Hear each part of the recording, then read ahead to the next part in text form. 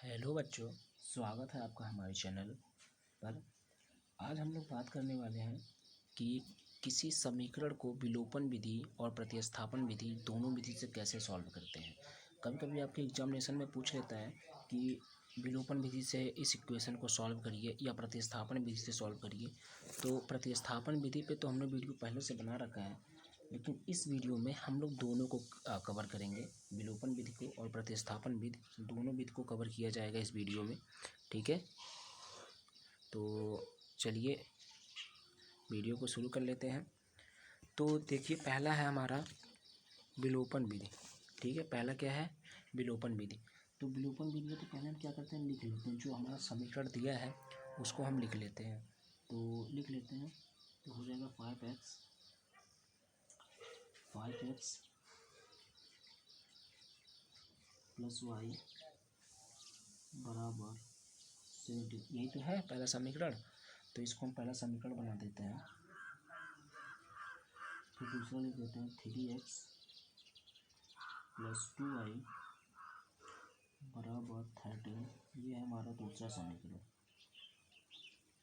ठीक है, अब क्या करेंगे कि देखिए, इसका जो हम लोग सॉल्व कर रहे हैं ये है विलोपन विधि।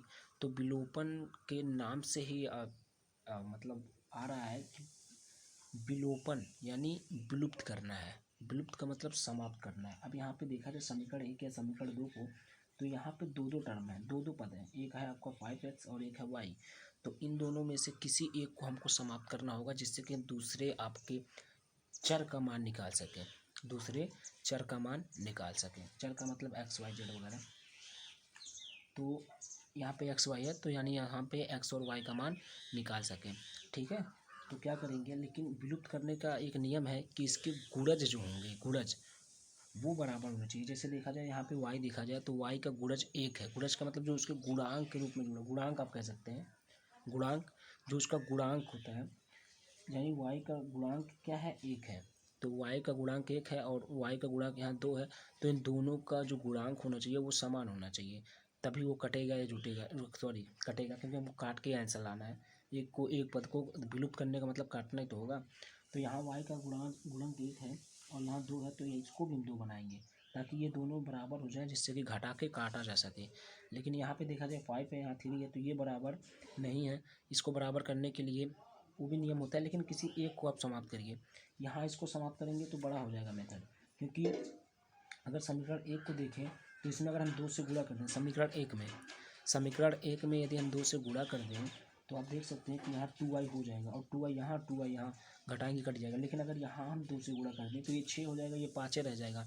x की वैल्यू नहीं कटेगी क्योंकि ये 6 हो जाएगा और ये 5 ही रहेगा। तो इस कंडीशन में यहाँ आपको 3 से करना पड़ता है और यहाँ आपको 5 से करना पड़ता है, इसी के गुणांक के अदला बदली करके। ठीक है, फिलहाल हम x को नहीं काट रहे हैं, हम y को काटेंगे। तो लिखेंगे समीकरण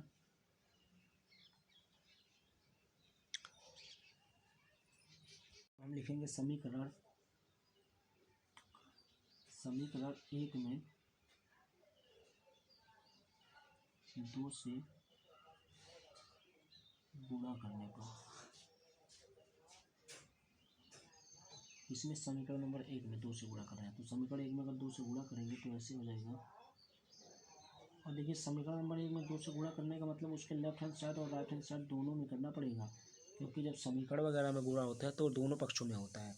तो यहाँ देखिए, ये है हमारा समीकरण नंबर 1, यानी 5x प्लस वाई में भी हमने 2 से गुणा कर दिया और 17 में भी 2 से गुणा कर दिया। अब 2 को गुणा कर लेते हैं तो हो जाएगा 5 दूना 10x प्लस 2y बराबर 17 दूना 34।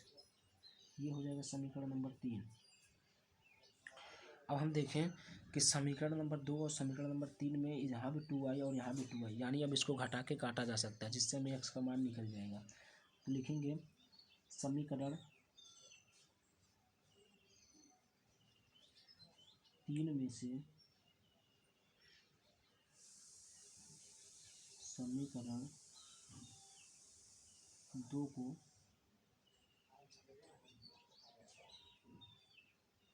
घटाने पर, तो समीकरण 3 में से घटा देते हैं। अच्छा, समीकरण 3 में से समीकरण 2 को यहाँ घटा रहे हैं। आप चाहे तो समीकरण 2 में से समीकरण 3 को घटा सकते हैं, कोई बाउंडेशन नहीं है कि हम 3 में से 2 ही घटाएंगे, 2 में से 3 भी घटा सकते हैं। ठीक है, तो ये हो जाएगा अब अगर आप घटाना आपको नहीं आता, किसी बहुपद का घटाना नहीं आता है, तो वो जाके आप हमारे वीडियो में देख सकते हैं, यानी हमारे चैनल पर वो वीडियो अवेलेबल है, ठीक है, उसको आप देख सकते हैं। वहाँ आपको पता चल जाएगा कि कैसे किसी बहुपद को घटाते हैं, ठीक है। तो यहाँ घटा रहे हैं हम। अब देखिए हम बोलते बोलते लिख भी दिए हैं यहाँ पे। घटा के मतलब यहाँ पे देखिए पहले और 3 में से 2 को घटाया जा रहा है, तो 3 वाले को पहले लिखिए। समीकरण 3 में से 2 को घटा रहे हैं ना, तो समीकरण 3 को हमने लिख लिया, फिर समीकरण 2 को लिख लिया। अब घटाने में चिन्ह बदल जाता है, जो प्लस रहता है वो माइनस हो जाता है, और जो माइनस रहता है वो प्लस हो जाता है। तो देखिए यहाँ प्लस था, क्योंकि 3x के आगे कोई चिन्ह दिख नहीं रहा था, तो किसी के आगे अगर कोई चिन्ह ना दिखे तो प्लस ही होता है। यानी 3x प्लस था तो वहाँ माइनस हो गया, यहाँ प्लस है यहाँ माइनस हो गया, इसके आगे भी कोई चिन्ह नहीं दिख रहा है, मतलब ये भी प्लस था तो ये भी माइनस हो गया, मतलब तीनों के तीनों माइनस हो गए। अब ये 2y ये भी और 2y ये भी कट जाएगा। 2y देखिए ये भी था और 2y ये भी था, तो दोनों 2y थे तो कट जाएंगे। अब 10x में से 3x घटेगा तो 7x बचेगा, कितना 7x। और इधर हो जाएगा 34 में से 13 घटेगा तो 21 बचेगा, और x की वैल्यू हो जाएगी 21/7। फिर 7 से कट जाएगा 3 बार में, यानी x की वैल्यू आ गई 3, x की वैल्यू आ गई 3, ठीक है, क्योंकि देखिए 7 से 3 बार में 21 कट जा रहा है। अब हम क्या करेंगे कि x का मान जो है, x का मान समीकरण 1 2 3 किसी में भी रख सकते हैं। तो समीकरण 1 में रखने पर आप तीनों में से किसी में रख सकते हैं। तो समीकरण 1 है हमारा 5x plus Y is equal to 17, और 3x plus 2y is equal to 13। Sorry ये हम क्या लिख दिए, ठीक है। तो ये हो गया समीकरण नंबर 1। अब समीकरण 1 में हम रखने वाले हैं y बराबर x बराबर 3, तो हो जाएगा 5x की जगह पे 3 plus Y is equal to 17। अब क्या करेंगे, 5 या 15 plus Y is equal to 17। अब y बराबर 17 माइनस 15 हो जाएगा, यानी y बराबर आ जाएगा 2। कितना आ जाएगा, 2 आ जाएगा, यानी x का मान आया 3 और y का मान आया 2। ये इसको पक्षांतर किए हैं इधर, तो इधर आएगा तो ये माइनस हो जाएगा, ठीक है। अब आते हैं प्रतिस्थापन विधि पे। देखिए क्वेश्चन दोनों सेम है, यानी प्रतिस्थापन विधि में भी वही क्वेश्चन है जो विलोपन विधि में है, मतलब हमने क्वेश्चन को सेम ही रखा है। इसलिए रखा है क्योंकि मैं आपको दिखाना चाहता हूँ कि विधि बदलने से आंसर नहीं बदलेगा, आंसर आपका सेम आएगा। यानी इस विधि से लगाएंगे तब भी आंसर x का मान 3 आएगा और y का मान 2 आएगा, और विलोपन विधि से लगाएंगे तब भी वही आया है, ठीक है। तो आंसर नहीं बदलेगा, अगर क्वेश्चन समान है तो आंसर भी समान ही आएंगे। बस क्या होता है कि जब आपको नाम लेके पूछेगा कि इस प्रश्न को आप प्रतिस्थापन विधि से लगाइए, तो आप प्रतिस्थापन विधि का प्रयोग करिएगा। जब लिखेगा कि इस क्वेश्चन को आप विलोपन विधि से लगाइए, तो विलोपन विधि का प्रयोग करेंगे। और जब क्वेश्चन में नहीं लिखा रहेगा, केवल लिखा रहेगा कि समीकरण को हल कीजिए, तो आप दोनों में से किसी का प्रयोग कर सकते हैं, ठीक है। तो चलिए इसको लिख लेते हैं, हो जाएगा 5x plus Y is equal to 17। इसको समीकरण नंबर 1 बना देंगे। फिर हो जाएगा 3x plus 2y is equal to 13। इसको समीकरण नंबर 2 बना देंगे। अब क्या है कि ये प्रतिस्थापन विधि है, मतलब प्रतिस्थापन का मतलब होता है कि एक चर का मान किसी दूसरे समीकरण में स्थापित कीजिए। स्थापन का मतलब ये होता है रखना, ठीक है। क्या होता है, रखना होता है, मतलब एक का मान दूसरे समीकरण में रखना होगा। तो हम समीकरण 1 या समीकरण 2 किसी से लिख लेते हैं, समीकरण 1 से या समीकरण 2 से भी लिख सकते हैं। किसी एक आप चर का मान निकालेंगे, यानी x या y किसी एक का मान निकालेंगे। तो समीकरण 1 से, समीकरण 1 है क्या, 5x प्लस वाई बराबर 17। यहाँ से हम x या y किसी एक का मान निकाल लेते हैं, तो y का निकाल लेते हैं, तो हो जाएगा 17। ये 5x इधर जाएगा तो माइनस हो जाएगा, यानी आ जाएगा 5x, यानी y का मान आ गया 17 माइनस 5x, और ये हो जाएगा इक्वेशन नंबर 3। अब क्या करेंगे कि इसी y का मान किसी एक समीकरण में रखेंगे, किसी एक में नहीं बल्कि 2 में रखेंगे, क्योंकि एक का ही मान तो तोड़ने पे ही आया है। समीकरण 1 को ही तोड़ने पर, देखिए समीकरण 1 से यानी 1 को तोड़ने पे ही आया थर्ड समीकरण, तो इसका मान समीकरण 2 में रखेंगे। तो लिखेंगे y बराबर 17 माइनस 5x समीकरण 2 में रखने पर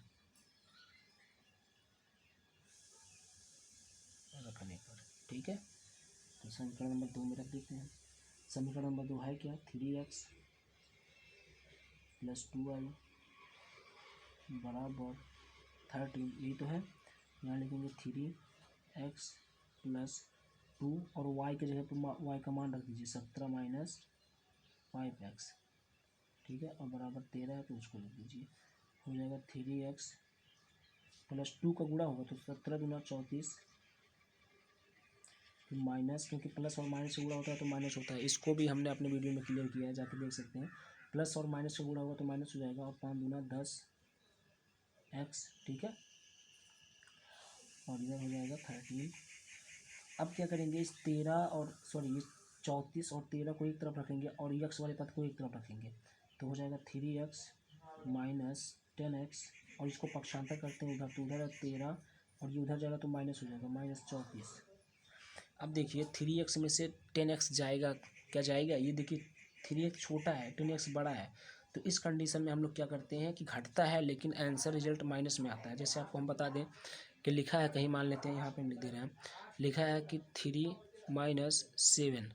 अब आप 3 छोटा है 7 बड़ा है, 3 छोटा है और 7 बड़ा है, तो इस कंडीशन में 3 में से 7 तो घटता नहीं है, तो क्या करेंगे 7 में से 3 घटा देंगे, तो 7 में से 3 घटाएंगे 4 आएगा, लेकिन इसके आगे माइनस लगा देंगे। क्यों ये माइनस लगाते हैं, क्योंकि 7 बड़ा है और जो संख्या बड़ी होती है उसी के आगे का चिन्ह लगाया जाता है। तो यहाँ भी देखा जाए तो 10x बड़ा है, तो 10x में से 3x घटाएंगे तो 7x आएगा, लेकिन चिन्ह लगा देंगे माइनस, क्योंकि 10x बड़ा है, इसके आगे माइनस चिन्ह है। इसी प्रकार यहाँ 34 में से 13, देखिए 13 में से 34 तो घटेगा नहीं, तो 34 में से 13 घटाएंगे, और 34 में से 13 घटाएंगे तो 21 आएगा, और यहाँ 34 बड़ा है तो इसके आगे भी माइनस है, इसी यहाँ भी माइनस लग जाएगा। अब अगर दोनों पक्षों में माइनस होता है तो माइनस को हम समाप्त कर सकते हैं, ठीक है। तो लिख देंगे, अच्छा ये समाप्त करने का नियम क्या होता है, समाप्त करने का नियम ये होता है कि दोनों पक्षों में -1 से गुणा करने पर, ठीक है। चाहो तो आप लिख सकते हो, लेकिन मैं डायरेक्ट समाप्त कर देता हूँ, तो हो जाएगा 7x = 21, तो x की वैल्यू 21/7, तो 7 से कट जाएगा, यानी x की वैल्यू आ जाएगी 3, क्योंकि 7 से 21 3 ही बार में घटेगा ना, तो x का मान आ गया 3। अब लिखेंगे x का मान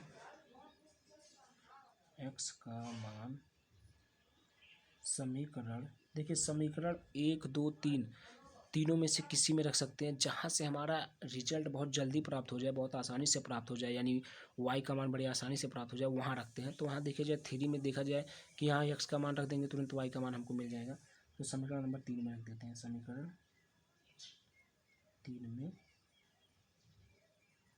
रखने पर, ठीक है। तो समीकरण 3 क्या लिख लेते हैं, y बराबर 17 माइनस 5x, यानी y बराबर 17 माइनस 5x का मान है 3, ठीक है, यानी y बराबर 17 माइनस 5 15 हो जाएगा, और फिर y बराबर 17 में से 15 गया 2 बचेगा। तो आप देख सकते हैं कि यहाँ भी x का मान 3 आया है और y का मान 2 आया है, और यहाँ भी x का मान 3 और y का मान 2, यानी आंसर समान है, क्योंकि क्वेश्चन ही समान था। बस हमारा उद्देश्य क्या था कि हमें बताना था कि विलोपन विधि और प्रतिस्थापन विधि से कैसे समीकरण को हल किया जाता है। तो उम्मीद करते हैं कि आपको ये विधि आपको बहुत अच्छा लगा होगा और समझ में भी आया होगा। अगर समझ में आया, वीडियो अच्छा लगा है तो लाइक और कमेंट तो बनता है, कर दीजिएगा। बट हाँ, अगर चैनल पर नए हैं और सब्सक्राइब अभी तक नहीं किए हैं तो चैनल को सब्सक्राइब भी कर लीजिए, जिससे कि न्यू अपडेट्स आपको मिलता रहे। तो फिर मिलते हैं अगले वीडियो में, तब तक के लिए धन्यवाद।